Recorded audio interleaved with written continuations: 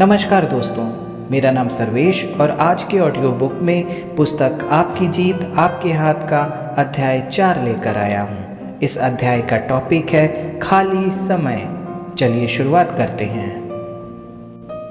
हम अपना अधिकांश समय व्यर्थ गंवा दिया करते हैं। इस बात को हम बिल्कुल भूल जाते हैं कि एक एक क्षण कर हमारी ज़िंदगी कम होती जा रही है।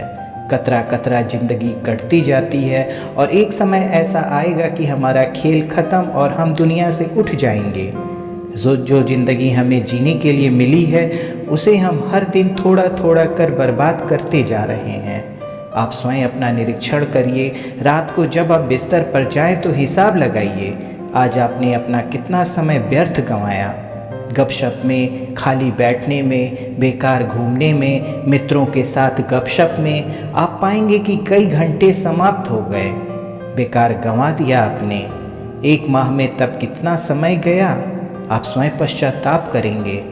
क्या ही अच्छा हो हम अपना समय सदुपयोग करने में लगाएं, कुछ उसका उपयोग करें। समय की इस प्रकार गणना करने का हमारा आशय यह है कि आप ज़रा भी आराम न करें, मनोरंजन का समय न निकालें, गपशप न करें, परिवार के साथ घूमे फिरे नहीं, पिकनिक न मनाएं, सिनेमा न देखें। ऐसा नहीं है। जीवन को तरोताज़ा रखने के लिए इसकी भी आवश्यकता है, वरना आपका जीवन नीरस हो जाएगा। आपको मशीन नहीं बनना है, आप मानव हैं। इस नाते कुछ न कुछ आराम मनोरंजन चाहिए ही, यह आवश्यक है। इसके लिए भी आपको अपना समय लगाना ही चाहिए, पर इसकी एक सीमा बना लें। अपने पारिवारिक वातावरण के अनुसार इसकी मात्रा का निर्धारण करें। पहले यह देखें कि आप क्या कर रहे हैं, क्या करना चाहते हैं, आपके जीवन का उद्देश्य क्या है। उसके अनुरूप आप समय का विभाजन करें। उसी अनुपात में मनोरंजन, आराम, गपशप का समय बांट लें। आपका समय कम से कम खाली होना चाहिए। जितना समय आप व्यर्थ गंवाएंगे उतनी ही आपको हानि होगी। कम से कम समय गंवाएं, खाली समय का भी सदुपयोग करें। खाली समय भी व्यर्थ न जाने दें, उसका भी सदुपयोग करें, किसी न किसी काम में लगाएं, इससे आपका ही लाभ है। खाली समय का सदुपयोग आपके लिए अत्यंत मूल्यवान हो सकता है। व्यर्थ बैठे रहने से कुछ न कुछ करते रहना चाहिए। अंग्रेजी में एक कहावत है, खाली घर शैतान का। खाली बैठे रहने से शैतान आप पर हावी हो सकता है, आप गलत रास्ते पर भटक सकते हैं। इस कारण कम से कम समय खाली व्यतीत करें। समय का कुछ न कुछ उपयोग लाभदायक रहता है। कुछ लोग तो खाली समय का उपयोग कर जीवन में आगे बढ़ गए, इतना आगे बढ़ गए कि वह कल्पना भी न कर सकते थे। एक शिक्षक महोदय थे, 10वीं कक्षा में पढ़ाया करते थे। स्कूल केवल 4-5 घंटे समय लेता था, फिर रविवार पूरा और शनिवार आधा अवकाश रहता था। सुबह शाम घर पर ही ट्यूशन पढ़ाया करते थे, फिर भी उनके पास पर्याप्त खाली समय बचता था। उन्होंने इसका भी सदुपयोग किया। खाली समय में रशियन भाषा सीखने लगे। इस प्रकार 3-4 साल तक खाली समय का उपयोग कर वह रशियन भाषा सीख गए। उन्हें रूसी दूतावास में काम मिल गया। फिर संयोग कुछ ऐसा बैठा कि वह हिंदी पढ़ाने रूस चले गए। अपनी ज़िंदगी में वह खाली समय का उपयोग कर कहां से कहां पहुंच गए। अपनी शक्ति को व्यर्थ नहीं जाने दिया, उपयोग करते रहे। उसका उपयोग इस प्रकार पुरस्कार मिला जिसका स्वयं उनको आशा न थी। अपना खाली समय व्यर्थ न गंवाएं। ताश, शतरंज, चौसर या लगातार टीवी पर बार बार सिनेमा में समय बर्बाद न करें। मतलब यह नहीं कि आप यह सब न खेलें, न देखें, इससे दूर रहें। आशय यह है कि सीमा के भीतर रहकर यह सब करें। शेष समय किसी न किसी कार्य में लगाएं, उसका भी उपयोग करें। क्या उपयोग करें, यह एक प्रश्न आपके सामने उठ सकता है। अपनी परिस्थिति, अपनी जिम्मेदारियों को देखते हुए आप अपने खाली समय का सदुपयोग करें। विचार करें कि क्या आप कर सकते हैं, क्या आपके लिए लाभदायक है। कुछ न कुछ काम तो निकल ही आएगा।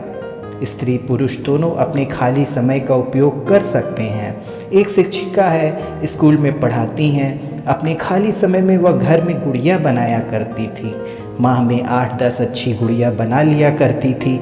आमदनी भी हो जाती थी, खाली समय का सदुपयोग भी हो जाता था। शिक्षक ट्यूशन पढ़ा कर सकते हैं, नौकरी पेशा लोग कहीं पार्ट टाइम काम कर सकते हैं, छोटा मोटा घरेलू काम भी खाली समय में कर सकते हैं। एक युवक मेरा परिचित है, कम पढ़ा लिखा है, चपरासी है। एक कार्यालय में वह 5 बजे तक दफ्तर में काम करता है। सुबह 5 बजे उठता है, अखबार पढ़ता है, फिर 8 बजे आवश्यक घरेलू कार्य कर कार्यालय चला जाता है। शाम को कार्यालय से छुट्टी पाकर फुटपाथ पर रुमाल मोजे बेचने का काम करता है। अपने खाली समय का उपयोग कर वह सुख से है कार्यालय का वेतन, अखबार का कमीशन, फुटपाथ की दुकान। इस प्रकार कार्य कर वह पैसा जुटा रहा है। उसका संकल्प है कि इस तरह पैसा जुटाकर वह कोई बड़ा रोजगार करेगा। आप यकीन मानिए, कोई आश्चर्य नहीं है कि एक दिन वह युवक कम पढ़ा लिखा होने के बावजूद बहुत पैसे वाला हो जाएगा। उसके पास कार और बंगला भी हो जाएगा। खाली समय का यह कितना सदुपयोग है। अपने खाली समय का सदुपयोग कर एक आदमी अपनी ज़िंदगी में कितना बड़ा परिवर्तन ला सकता है। उपरोक्त उदाहरण इसका परिणाम है। खाली समय का उपयोग कीजिए, आवश्यकता से अधिक विश्राम, मनोविनोद में समय बर्बाद नहीं करें। समय संपत्ति है, इस संपत्ति को व्यर्थ मत लुटाइए। कुछ न कुछ करते रहिए। करना क्या है यह आप पर निर्भर करता है। अपनी सीमाओं को देखते हुए आप इसका निर्णय कर सकते हैं कि आपको क्या करना है। इस प्रकार आपको ज़िंदगी और प्यारी लगेगी, आप और अधिक जीना चाहेंगे। इस बात को स्वीकार करेंगे कि सचमुच यह ज़िंदगी जीने के लिए है, निराश होने, दुखी होने या जीवन से पलायन करने के लिए नहीं है। अपना जीवन सुखी या दुखी बनाने आपके अपने हाथ में है। इसके लिए भाग्य, ईश्वर को दोष देना व्यर्थ है। ईश्वर कभी भी किसी को दुखी नहीं देखना चाहता है और न ही ईश्वर कभी किसी को दुखी करता है। जिसने हमें जन्म दिया है वह परमपिता बड़ा दयालु है। अपनी निराशा, अपने दुख, अपने संकटों के लिए ईश्वर को दोषी ठहराना हमारी बहुत बड़ी मूर्खता है। इस बात को हम सर्वथा भूल जाते हैं कि हमने क्या किया है। इस बात को हम ध्यान में नहीं लाते हैं कि हमारी क्रियाएं या गतिविधियों में क्या कमी थी, जिनका यह फल हमारे सामने आया है।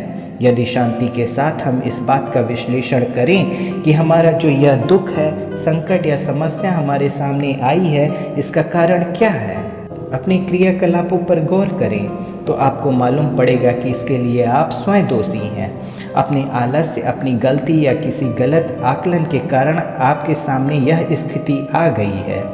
अपने खाली समय में यदि प्रतिदिन आप अपना आत्मविश्लेषण कर लिया करें कि अब तक आप क्या कर चुके हैं, आगे आपको क्या करना है, कौन कौन सा कार्य करना है। इस प्रकार के आत्मविश्लेषण के कारण आपका कोई काम गड़बड़ नहीं होगा। सब कुछ समय पर पूरा होता रहेगा। समय बिल्कुल नष्ट न करें। एक एक क्षण का अपना महत्व होता है। अपनी दैनिक चर्या में खाली समय को आने ही न दें। नियमित रूप से लगातार काम करने से उनका परिणाम अच्छा होता है। आप नौकरी पेशा हैं तो अपने कार्यकाल में अपना कोई भी कार्य पेंडिंग न रखें। हर काम पूरा करके रखें। रोज का कार्य रोज निपटा दें। देखिए आप कितना हल्कापन महसूस करते हैं।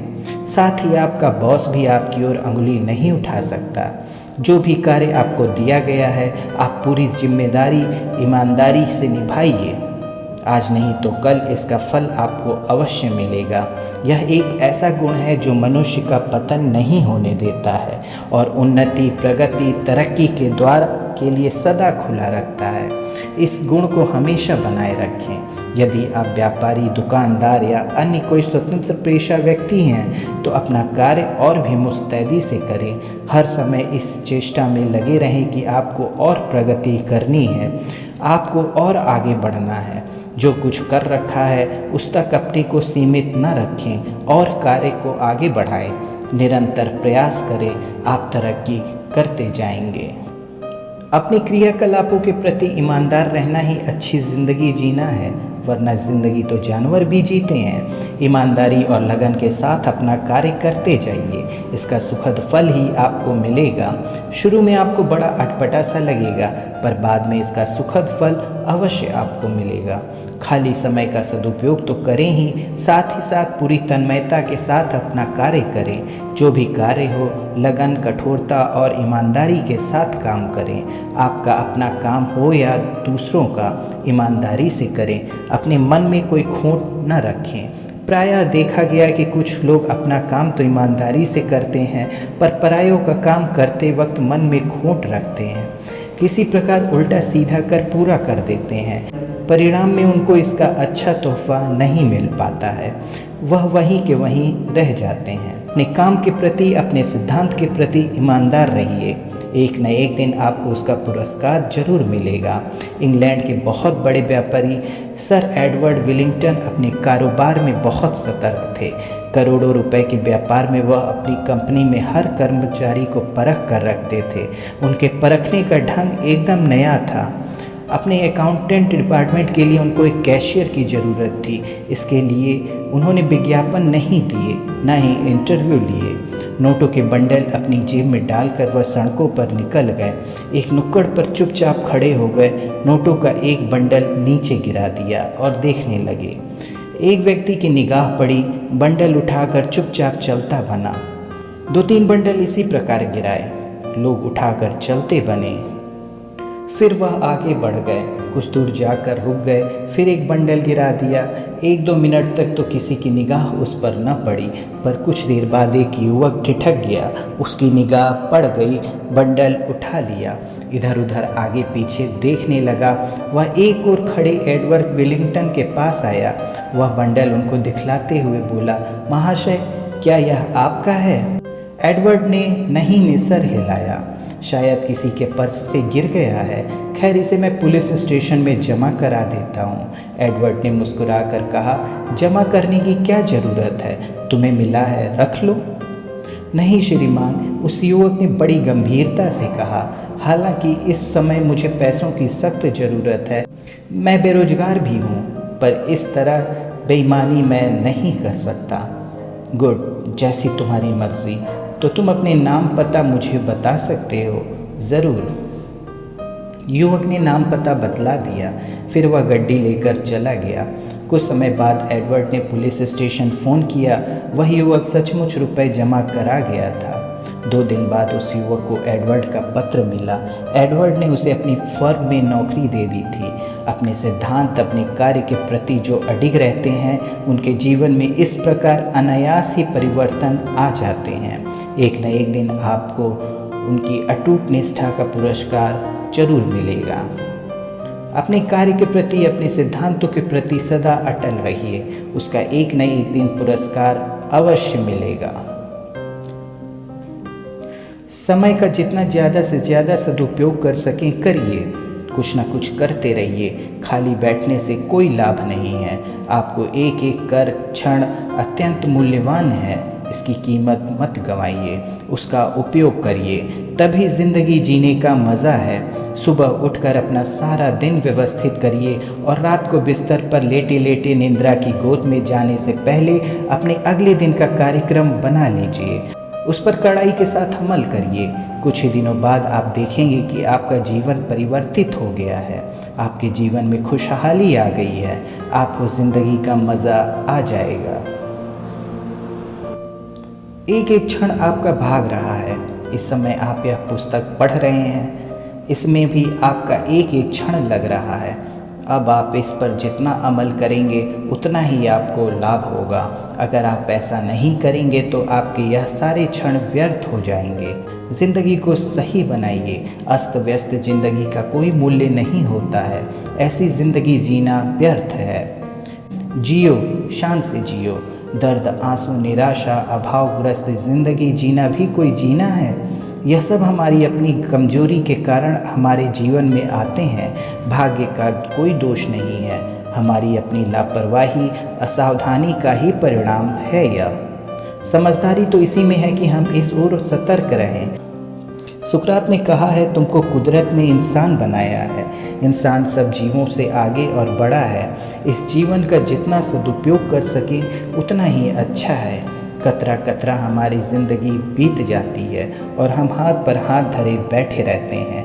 हाथ पर हाथ रखकर खाली समय को बढ़ावा न दें। उठिए, कुछ करिए, आपके जीवन में बहार आ जाएगी। जो समय बीत गया सो बीत गया। अब जितना भी आपके पास है उसका सदुपयोग करिए, ज़िंदगी को जीने लायक बनाइए। धन्यवाद।